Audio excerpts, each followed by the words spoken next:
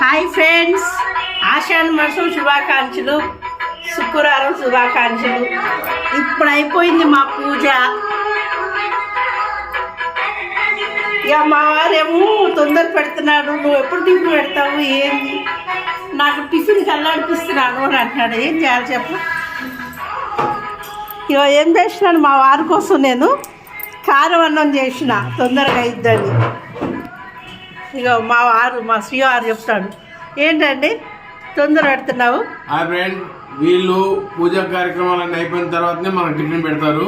కానీ మనకు బయట వేరే పనులు ఉంటాయి కదా, మనం పొట్ట తిప్పలకు పోవాలి కదా. ఓకే, అందుకని ఎమ్మట పడ్డాను. ఇగో పూజ అయిపోయిన తర్వాత ఏమి చేసే మార్గం లేక ఇగో అన్నం కారం అన్నం చేశారు, మసాలా కారం అన్నం. గరం గరంగా ఉంది, పొగలు వస్తాయి, పల్లీలు గిల్లీలు చేసారు, పొగలు పొగలు. టిఫిన్ చేస్తున్నాను. ఫ్రెండ్స్, మీరు కూడా ఏదో ఒకటి ఇంట్లో ఉన్నది ఏదో ఒకటి చేసుకొని తినేసి మనం బయటకు పోవాలి. కాల్తుంది, మెల్లగా తినండి. మరి ఏం చేయాలి, తొందర పెడుతున్నారు కదా మీరు.